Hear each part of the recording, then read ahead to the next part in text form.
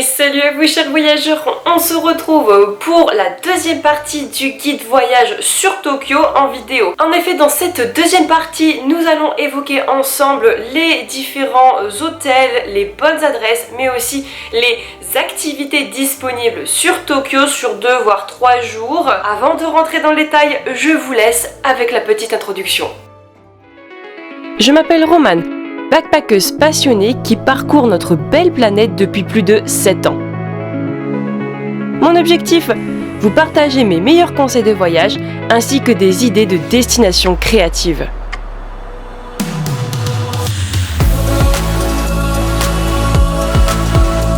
Si toi aussi tu es à la recherche de vlogs et de guides voyage en vidéo, n'hésite pas à t'abonner sur cette chaîne. Avant de démarrer, on n'oublie pas la règle, n'hésitez pas à vous abonner sur cette chaîne si vous aimez les vlogs voyages ou alors les guides voyage sous format vidéo. Ici on a pas mal de destinations variées dont des créatives et notamment il y a des destinations assez intéressantes qui vont arriver prochainement sur la chaîne. Abonnez-vous si vous voulez rester connecté. Et aussi sur Instagram je suis active, donc n'hésitez pas à me suivre si vous voulez voir par exemple les voyages en direct et aussi un peu les backstage. Et deux petites précisions par rapport à ce guide voyage. Comme j'ai expliqué, c'est une deuxième partie, c'est-à-dire que la première partie a été enregistrée donc la semaine précédente. C'est juste qu'au montage, je me suis rendu compte que la vidéo allait être beaucoup trop longue et comme je n'ai pas envie de polluer les esprits, j'ai décidé de scinder en deux parties. La première, c'était sur tout ce qui était déplacement, infos pratiques, par exemple comment arriver, etc. Là, on va rentrer surtout dans tout ce qui est bonnes adresses, que ce soit par exemple des bonnes adresses de restaurants où manger, ou dormir, ou à peu près quel budget estimé, ou encore, on va parler de tout ce qui est activité, donc que voir et que faire sur Tokyo en 2 jours. Forcément les deux parties ont été enregistrées en même temps, donc si vous me voyez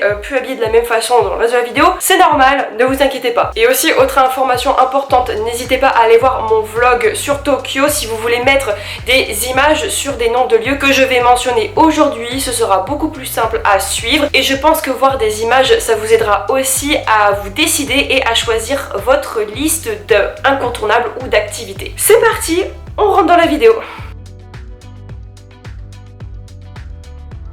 Allez, on va pouvoir maintenant parler des activités à faire sur Tokyo. Je vais donc vous prendre un petit peu mes favoris que j'ai pu réaliser sur 3 jours, sachant que j'ai pas tout fait et que clairement je vais y retourner parce que je suis frustrée de la vie. Pour ma première journée en 2019, qui est toujours d'actualité aujourd'hui, j'ai décidé de rester surtout dans les environs de Shinjuku et de Shibuya, qui est un petit peu éloigné de Shidoya en fait. J'ai commencé par me rendre dans le temple de Meiji Jingu, ou Meiji Jingu, je sais pas. Bon, je vais dire Meiji Jingu. Il est situé dans le parc Yoyogi, un grand parc immense, un vrai poumon vert dans la ville de Tokyo qui est d'une sérénité super agréable. Et ce shrine en fait, donc ce temple, il est fait un petit peu de couleur boisée, de marron. Et dans le parc Yoyogi, pour se rendre au Meiji Jingu, vous avez tout un mur de tonneaux à saké, c'est quelque chose de très joli. L'entrée est gratuite bien sûr et si vous y allez le dimanche, comme la plupart des autres temples à Tokyo, vous avez de fortes chances de tomber sur des cérémonies ou des processions religieuses, que ce soit des mariages ou des baptêmes. J'en ai vu pour ma part et c'est quelque chose d'assez incroyable, enfin je m'y attendais absolument pas et on voit du coup des personnes en kimono traditionnel, enfin franchement je vous souhaite de voir ça, c'est superbe. Donc vaut mieux privilégier la visite de Meiji Jingu le matin, si possible dimanche matin en fait, c'est là où il y a les processions. Ensuite donc restez bien sur Shibuya parce que sur Shibuya il y a pas mal de choses à faire, donc Shibuya c'est un petit peu le quartier qui donne une version décalée de Tokyo. Shibuya, c'est vraiment la folie, c'est-à-dire qu'on a des couleurs partout, des néons. C'est le quartier de la mode, donc vraiment la mode dans tous ses angles, c'est-à-dire qu'on a des modes plus branchés, plus classiques, kawaii, enfin tout ce qu'on veut, il y a des magasins partout. Et aussi, c'est un petit peu l'endroit gaming, c'est-à-dire qu'on a déjà le Nintendo Shop sur Shibuya, il y a aussi pas mal de boutiques pour jeux vidéo, etc. Il y a aussi du pachinko, bon, je sais pas si je peux en parler sur YouTube. Et bien sûr, on ne l'oublie pas, le Shibuya Crossing. Donc ça, c'est simplement le croisement le plus célèbre et le plus blindé de la Terre. C'est-à-dire qu'au croisement de Shibuya, en fait, vous avez donc des passages piétons comme ça, mais en fait, il y en a un qui croise tout. Quand le feu passe au vert, il y a vraiment une marée humaine qui se mélange. Et ça, on a tous vu ça dans des films, je pense, ou dans des pubs. Et quand on voit ça en vrai, c'est juste incroyable. La meilleure vue pour observer le Shibuya Crossing, c'est depuis le Starbucks, bien sûr, le Starbucks de Shibuya. Et puis Shibuya aussi, c'est connu pour la légende de Hachiko.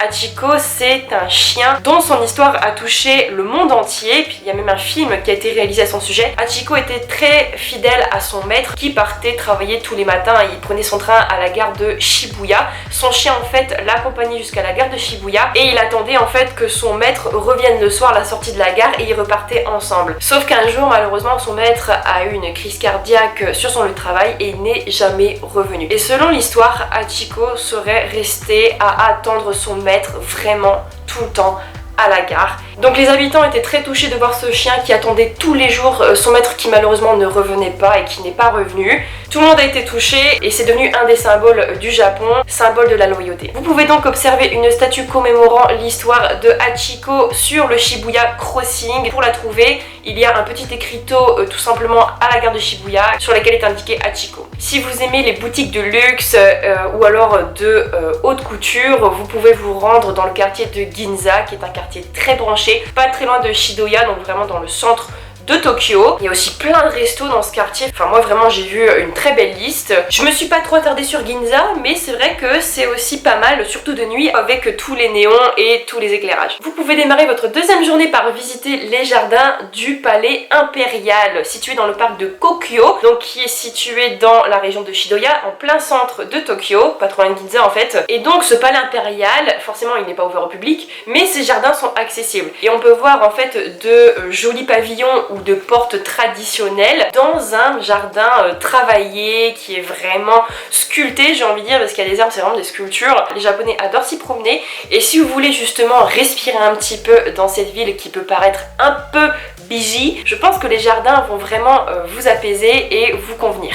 Si je précise pas le prix depuis tout à l'heure, c'est parce qu'en fait c'est gratuit, hein. Donc vous voyez que tout ce que j'ai visité pour le moment, c'est gratuit. L'après-midi, je me suis rendue au Team Lab Planet. Ça, je pense que c'est un de mes coups de cœur à Tokyo. Qu'est-ce que c'est? C'est en fait un musée d'art digital qui rend hommage à la nature. C'est-à-dire que dans ce musée, il y a des salles immersives qui représentent un élément. On a par exemple l'air, on a l'eau, on a les plantes et c'est juste magique. Franchement, les expériences, enfin moi j'ai jamais vu ça, on a l'impression d'être dans un rêve. On va dire que c'est une petite version de Team Lab Borderless qui est aussi un musée digital mais avec beaucoup plus de salles et un univers différent. Je précise, faites attention, le Team Lab Borderless n'est pas ouvert, il est fermé au public. D'après ce que j'ai compris, il est fermé au moins jusqu'en août 2023. Donc si vous voulez partir maintenant au Japon et éviter le Team Lab Borderless, c'est mort en fait, il sera fermé. Moi je voulais y aller, grosse déception, mais bon, il y avait le Team La Planète, ce qui était quand même incroyable. Je pense qu'il est en reconstruction, ou en tout cas en réaménagement parce qu'il fait partie d'un projet, normalement ouverture 2023 si tout va bien.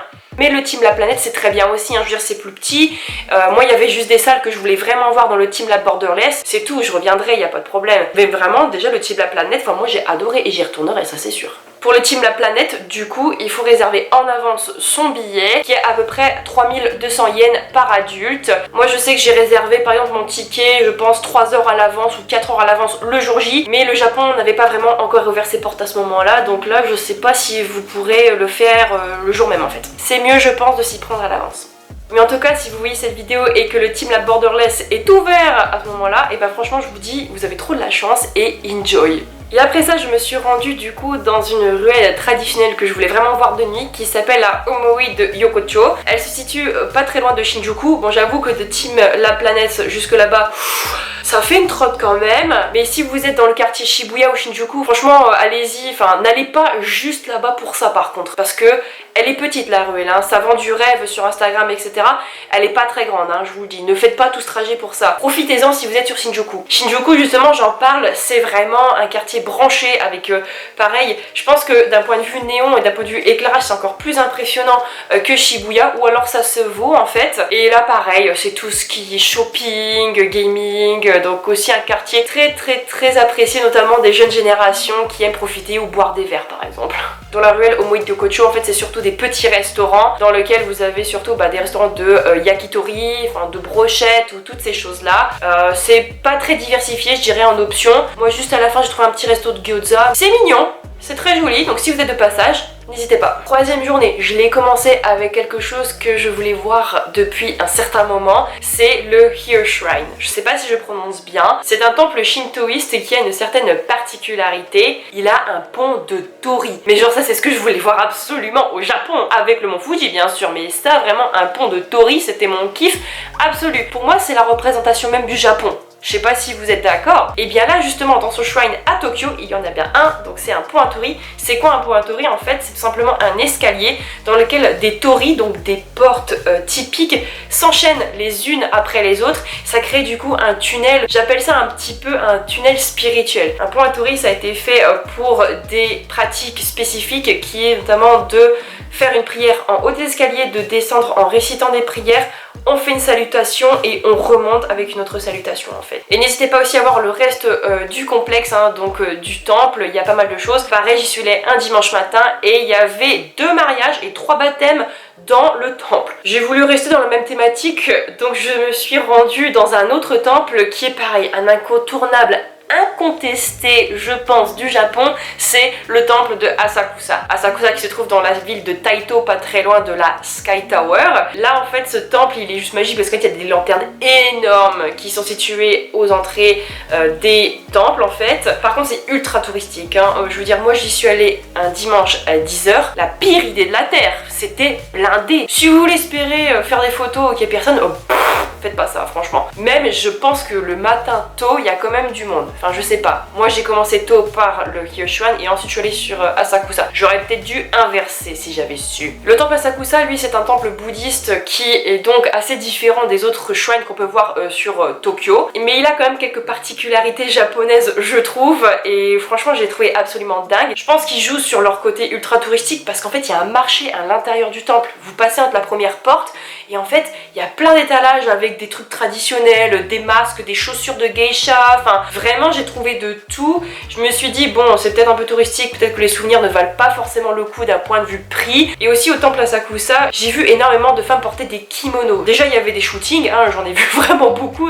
des femmes faire des shootings photos parce qu'en même temps c'est super joli, je comprends. Mais je pense qu'aussi ça fait partie d'un rituel, enfin j'ai pas trop compris mais c'est vrai que j'ai jamais vu autant de kimonos réunis sur Asakusa en fait.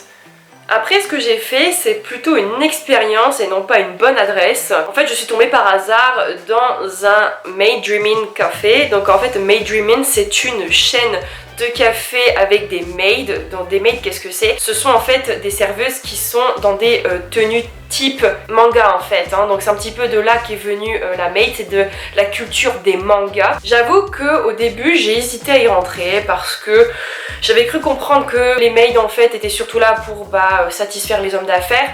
Moi je me dis, je sais pas, j'étais un peu moyen avec cette idée, mais en fait bon je me dis vas-y je vais quand même jeter un œil. Et en fait pas du tout, j'ai trouvé dans le café qu'il y avait vraiment tout type de catégorie d'âge. Il y avait des femmes, il y avait des hommes, il y avait des potes, hein, des bandes d'amis, des couples, même j'ai vu des couples dans ce café. Donc voilà, j'étais un peu plus à l'aise et c'était super mignon. Ça parlait pas trop anglais malheureusement, il y en avait une qui maîtrisait mieux que les autres, mais franchement c'est trop mignon parce qu'en fait elles font des petits chants, elles font des animations, elles font des dessins. Ça dépend dans quel Made Dreamin Café vous vous trouvez, mais il y en a avec des scènes dans lesquelles elles font des chorégraphies et des chansons. C'était mignon, mais par contre j'ai trouvé que la nourriture était un peu chère, honnêtement. Enfin ma boisson je trouvais qu'elle était un peu excessive. Mon plat n'était pas forcément très travaillé. C'est surtout pour l'ambiance je dirais et pour les personnes qui sont fans de manga et qui ont un petit peu envie de retrouver cet univers, mais je vous recommanderais pas d'y aller pour la nourriture. Et si vous aimez tout ce qui est cosplay, je vous conseille le quartier de Harajuku qui est assez complet de ce point de vue là. En fait on trouve pas mal de boutiques avec des chaussures, des masques, des tenues qui viennent tout droit des mangas et je sais que pour les personnes qui adorent ça, les cosplays, je pense que c'est le meilleur endroit. Je sais pas pourquoi mais alors les crêpes fourrées ou avec plein de toppings, ce que vous voulez dessus, c'est super populaire là-bas. Enfin,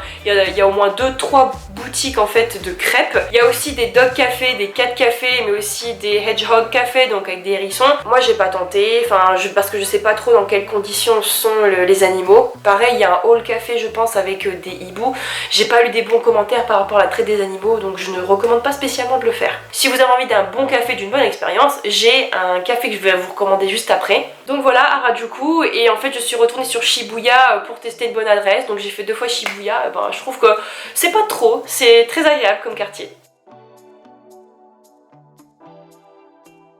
Ce que je n'ai pas fait et que j'aimerais vraiment faire pour la prochaine fois, déjà c'est le mont Fuji. Je pense que je vais me réserver au moins une journée pour visiter le mont Fuji parce que je l'ai vu de loin ou de près plus ou moins depuis le train pour aller à Osaka, mais je ne l'ai pas vu, je veux dire vraiment à prendre des photos où vous voyez la célèbre photo avec la pagode, enfin vraiment je pense l'un des goals au Japon et je pense que c'est vraiment sublime à voir. Donc ça, mont Fuji, je me le réserve. J'ai pas fait la Tokyo Skytree ni la Tokyo Tower en fait, vu le temps limité que j'avais, je l'ai pas privilégié, mais je pense que ça peut être super intéressant. J'ai juste entendu dire que les prix étaient assez chers, je me souviens plus exactement, je vous le mets ici si je le retrouve, mais je pense que ça vaut le coup pour avoir la vue. Moi en fait ce que j'avais c'est que depuis mon lobby je voyais la Tokyo Tower, c'était beau à voir, enfin j'ai pas trouvé le besoin d'y aller. Je pense que j'irai plutôt dans la Tokyo Skytree. Je fais quoi? Oh, it works! Oh it works! Is it working? Yeah, it's working! Hello, bonjour! Bon, vite, fais pas de bruit, I need to finish. J'ai quelques bonnes adresses à vous partager sur Tokyo. Déjà, j'ai envie de commencer par les concepts de café qui sont un peu originaux. Je vous l'ai déjà expliqué dans mon vlog précédent, mais il n'y a pas que de la cuisine traditionnelle japonaise sur Tokyo. Vous avez aussi des types de restaurants ou de cuisine qui proposent des choses un peu what the fuck. Le premier, c'est un café qui fait du 3D art latte. C'est-à-dire que vous pouvez avoir de l'art latte sur votre café, cappuccino, ce que vous voulez. Mais là, moi, j'ai voulu avoir un niveau au-dessus et avoir carrément une forme faite avec de la mousse de lait sur le café en fait. Moi je pense que j'ai pris un chai latte ou quelque chose comme ça avec option boisson végétale, ça on souligne. Et en fait vous demandez ce que vous voulez comme forme, vraiment, enfin dans la limite du raisonnable. J'ai demandé mon chien préféré, le corgi. Et l'équipe était vraiment adorable, je me suis très bien entendue avec eux, donc vraiment je vous le conseille. Ça s'appelle le Reishu Café. Le deuxième c'est plutôt, on va dire, une pâtisserie en fait, enfin coffee shop pâtisserie. Pour vous asseoir, bon courage parce que je pense que la liste d'attente elle est assez longue. C'est le Shirohige ou Shirohire. La boutique est spécialisée dans la pâtisserie en forme de Totoro. Totoro qui est donc un personnage ultra célèbre dans le folklore japonais. C'est de la pâte à choux avec une crème à l'intérieur. Vous avez matcha, chocolat, je crois qu'il y a vanille. C'est un peu loin par contre, il faut vraiment être motivé pour y aller. Ça risque de faire perdre un peu de temps, mais j'avais vraiment envie de voir ces petits Totoro. Si vous voulez goûter des pancakes japonais bien fluffy comme on aime, sachez qu'il y a une franchise qui s'appelle Happy Pancake qui est vraiment spécialisée là-dedans. Vous pouvez avoir des toppings différents, tous les plus exubérants que les autres. Les pancakes sont bien aérés grâce au blanc d'œuf, c'est pas trop lourd. Franchement, je recommande et c'était assez rapide d'un point de vue service. Si vous êtes fan incontesté de gyoza, vous n'aurez pas de souci à en trouver. J'ai pas de restaurant propre ou précis à vous recommander puisqu'en fait il y a énormément de petites boutiques, de petits restaurants un peu perdus comme ça dans les ruelles où en fait il suffit de rentrer et de demander, et si vous voyez des photos de gyoza, bah forcément c'est là. Après il y a aussi des restaurants avec des machines en fait, des espèces de distributeurs dans lesquels en fait vous commandez en appuyant sur un bouton, vous avez un ticket qui envoie en fait une commande en préparation dans le restaurant. C'est pas trop mal, faut juste faire attention au prix parce que parfois ça peut être un peu cher, mais prenez votre temps de regarder, de comparer les différents prix et les différentes options. Idem pour les ramen, j'ai goûté des super ramen dans un petit truc, je sais plus où c'était, mais en fait on est allé dans un espèce de truc souterrain et en fait c'était un étage et la dame nous a fait des ramen mais hyper bon franchement, donc goûter des ramen à Tokyo c'est super bon. Par contre j'ai une adresse de sushi que vous pouvez tester sur Shibuya et vraiment j'ai adoré les sushis. Pareil, il y a un peu d'attente, faut prendre son mal en patience. Ça s'appelle Sushi no Midori. Je pense qu'il n'y a pas qu'une adresse, donc il y a une adresse sur Shibuya mais il y en a aussi ailleurs. Et vraiment les sushis étaient de qualité, c'était super bon. Je sais pas si c'est encore ouvert, mais il y avait le Robot Restaurant, un truc comme ça. C'est un restaurant avec des shows de robots qui était super populaire, notamment en 2018-2019. Avec Covid, ça a fermé. Je sais pas si c'est ouvert actuellement. Tiens, il y a un orage encore. Donc si ça vous intéresse, sachez que vous pouvez dîner avec des robots. Vous devez vous douter que le Japon c'est pas forcément un pays qui est très donné et donc Tokyo forcément c'est pas non plus une destination qui est bon marché, j'ai envie de dire. Je l'ai vu avec les restaurants, etc. Ça n'a rien à voir avec les autres pays asiatiques en fait, que ce soit Thaïlande, Indonésie, etc. Non. Pour les hôtels c'est un petit peu la même chose en fait. Il faut savoir déjà, comme je l'ai expliqué, que la densité d'habitants au kilomètre carré, elle est juste énorme. Il y a trop de monde pour très peu de place. Ce qui veut dire que les espaces sont petits. Même les restos, etc. c'est pas très grand, hein, vous allez voir. C'est pour ça qu'on fait souvent la queue dehors. Et bien les hôtels, sachez que aux premières vues, tu vas rentrer, tu vas te dire waouh, c'est super grand dans le hall. Tu vas vite voir que les chambres, c'est pas ça, c'est petit, c'est très petit. Je pense que j'ai jamais eu des chambres aussi petites de ma vie. Pourtant, t'as beau payer un prix quand même qui, je trouve, quand même pas mal. Hein. Je veux dire, j'ai fait le Park Hotel à Ginza et j'ai fait le Courtyard by Marriott, donc à Ginza aussi. Bon, après, vous allez me dire, ouais, mais cocotte, t'as choisi Ginza en même temps, c'est vrai. Mais c'est partout un peu pareil, hein, j'ai envie de dire. Pour le prix que j'ai payé, je trouvais que j'avais mieux dans d'autres pays en fait pour le même prix, clairement. Donc il faut juste s'y préparer, c'est normal, c'est pas très grand. Vous allez certainement avoir de jolies vues comme j'ai pu avoir. Honnêtement, je recommande mes hôtels que j'ai eu. Bon, c'est vrai qu'il faut peut-être revoir un petit peu la gamme de prix, mais d'un point de vue location, c'était très bien. Ginza, je veux dire, vous êtes à proximité de tout et vous pouvez prendre différents transports en commun, donc c'est très pratique. Ah oui, et c'est ça que je voulais vous dire aussi. Je vous conseille fortement de prendre un hôtel avec réceptionniste qui parle anglais, parce que si vous avez un problème, enfin X ou Y, on sait pas, ça peut arriver. Dans la rue, en fait, les gens ne communiquent pas forcément en anglais. Si vous avez besoin d'aide, vous pouvez toujours demander au réceptionniste. Moi, par exemple, j'ai eu un souci, et bien, heureusement que j'avais la réceptionniste qui a pu m'aider. Donc ça aussi, ça peut être assez rassurant, je trouve, donc je vous conseille d'en faire de même. Cette question peut certainement préoccuper beaucoup de personnes, mais Tokyo, c'est ultra safe. Je vous le rappelle, le Japon est l'un des pays les plus safe au monde. De jour comme de nuit, il n'y a pas de problème d'insécurité à Tokyo. C'est vrai que c'est une ville qui est immense, une capitale avec plein de gens, donc on doit se dire mon Dieu, mais je peux pas marcher seule la nuit. C'est faux, j'ai pris le métro ou le train jusqu'à minuit, enfin les dernières heures. J'ai pas eu de problème, les gens sont ultra respectueux en fait. J'ai lu cette phrase quelque part et je trouve qu'elle est assez vraie. Les seules sources d'insécurité au Japon, elles sont d'ordre naturel. C'est-à-dire que le Japon étant situé sur une zone sismique active, eh bien il y a forcément des tsunamis et des séismes assez fréquents. Le dernier date de mars 2022. Je veux pas vous faire peur, mais voilà, il faut juste être conscient que ça peut éventuellement arriver. Bon, les gens sont préparés, mais voilà, enfin pour vous dire que c'est ça les seules sources d'insécurité, on va dire. Vous n'avez pas de soucis à vous faire, n'ayez crainte, surtout si vous voyagez en solo comme moi. Mon avis sur Tokyo, c'est tout simplement une capitale que j'adore visiter et que j'adorerais visiter de nouveau dans le futur. De toute manière, je compte refaire le Japon avec mon chéri, donc bien sûr qu'on va refaire Tokyo. Je ne sais pas si je pourrais personnellement y vivre parce que je trouve qu'on passe quand même beaucoup de temps dans les transports en commun et pour trouver son chemin dans les stations en elles-mêmes, ça peut prendre un peu de temps et c'est un rythme qui est assez effréné avec beaucoup de bruit, etc. Je pense pas que je pourrais y vivre, enfin longtemps, mais en tout cas visiter, j'adore, franchement, je veux dire Tokyo, j'adore et je recommande à tous et à toutes de visiter Tokyo. C'est vrai que par contre, c'est pas forcément très bon marché, d'un point de vue hôtel, alimentation et enfin train à longue distance ou voire même visite. Donc voilà, si vous êtes un budget traveler et qui faites un peu attention à votre porte-monnaie, le Japon c'est peut-être pas une destination que je recommanderais forcément. Mais le Japon c'est unique au monde et franchement, enfin je trouve que la culture là-bas elle est juste dingue. Ce contraste culturel entre la tradition et la modernité, on ne voit ça nulle part ailleurs en fait. Donc